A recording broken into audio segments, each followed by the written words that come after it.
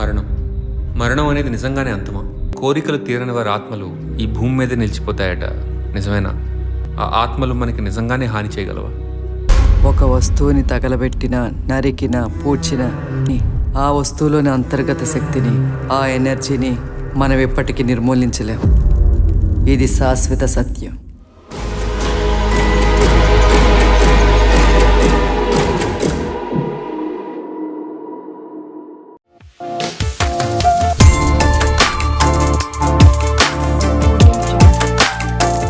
Hi, welcome to crunch entertainment. ఈరోజు release అయిన మూవీస్లో పిండం సినిమా ఒకటి. పిండం సినిమా ఎలా ఉంది?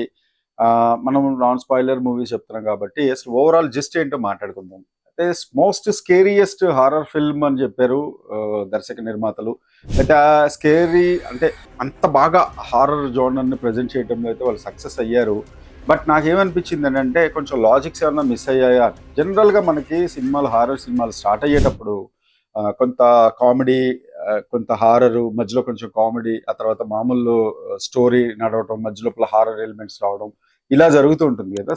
అలా కాకుండా కొంచెం డిఫరెంట్గా ట్రై చేశారు. మనకి ఫస్ట్ హాఫ్ అన్ అవర్ అయితే అరే భలే ఉంది సినిమా, కొంచెం కొత్తగా ఉంది, కొత్తదనం ఉంది అని. అంటే నాన్ స్పాయిలరే కాబట్టి సింగిల్ లైన్ చెప్తాను. అవసరాల శ్రీనివాస్ ఒక క్యారెక్టర్ అన్నమ్మ అనేవాడి దగ్గరకు వస్తాడు. అంటే ఎలా ఉంటుంది బ్లాక్ మ్యాజిక్స్ కానీ అవి కానీ తాంత్రిక శక్తులు ఎలా ఉంటాయని తెలుసుకోవడానికి.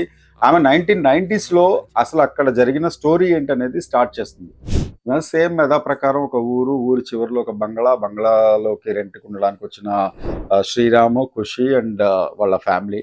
సో వాళ్ళు అక్కడికి ఆ ఇంట్లోకి వచ్చిన తర్వాత జరిగిన పరిస్థితులు ఏంటి, ఇది మనకి ట్రైలర్లో కూడా ఇలాగే యాస్టీజ్గా చూపించారు. అయితే ట్రైలర్లో లేని కొత్తదనం ఏంటంటే సెకండ్ హాఫ్, అంటే ఇంటర్వెల్ బ్యాంగ్ మాత్రం అరే సెకండ్ హాఫ్ ఏమవుతుంది, భలే తీశారే, ఈ ట్విస్ట్ ఎలా ఎండ్ చేయబోతున్నారు అనేది అనిపించింది. అలాగే పిండం టైటిల్కి జడ్జ్మెంట్ ఇవ్వాలనే ప్రయత్నంలో తను దర్శకుడు సాయి కిరణ్ దైదా మాత్రం ఏదో జడ్జ్మెంట్ ఇచ్చేయాలి నేను కన్ఫామ్గా అన్నట్టు లోపల ఉన్న కడుపులో ఉన్న పిండానికి, అంటే శ్రీరామ్ వాళ్ళ ఖుషి వాళ్ళ వైఫ్ ఖుషి తను ప్రెగ్నెంట్గా ఉంటుంది. ఆ పిండానికి తనకేం కాదు, అంటే ఇందులోపల ఏంటంటే పిండం తను ప్రెగ్నెంట్తో ఉంటుంది కాబట్టి తనకేం అవ్వకుండా ఇంట్లో ఉన్న వాళ్ళందరికీ, వాళ్ళ ఫ్యామిలీ మెంబర్స్కి ఏదో ఒకటి జరుగుతుంటుంది. విచిత్రంగా ప్రవర్తిస్తూ ఉంటారు వాళ్ళు.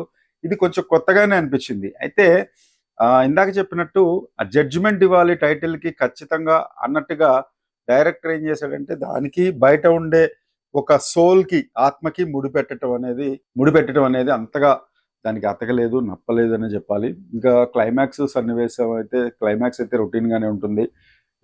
తనకి తాంత్రిక శక్తులు తన ఫాదర్ నుండి తను అడాప్ట్ చేసుకున్న ఈశ్వరీరావు అనే క్యారెక్టరు తను లాస్ట్లో తన శక్తులు పనిచేయట్లేదు అని తెలిసినా కూడా తను వస్తుంది. రిపీటెడ్ సీన్స్ లాగా అనిపించింది నాకు కొన్ని సీన్స్.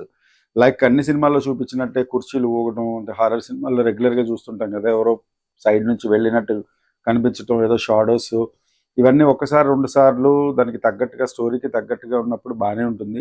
కానీ అవే మళ్ళీ రిపీట్ అవుతే మాత్రం చూసే ఆడియన్స్కి కొంచెం బోర్ కొడుతుంది. సో మనం 50-50 మార్క్స్ వేయచ్చు సినిమా ప్రజెంటేషను. అలాగే శ్రీరామ్ యాక్టింగ్ చాలా బాగుంది. అవసరాల శ్రీనివాస్కి హారర్ జానర్లో సినిమా చేయటం అనేది తనకు కూడా కొత్త, తనకు కూడా బాగా నచ్చింది. స్టోరీ నచ్చి తను ఈ సినిమాలో చేశాడని తన ఇంటర్వ్యూలో కూడా చెప్పాడు. సో క్రంచ్ ఎంటర్టైన్మెంట్ ఈ సినిమాకి ఇస్తున్న రేటింగ్ అయితే 2/5. ఈ వీడియో మీకు నచ్చినట్టయితే ప్లీజ్ సబ్స్క్రైబ్ క్రంచ్ ఎంటర్టైన్మెంట్. అలాగే please do like and share also.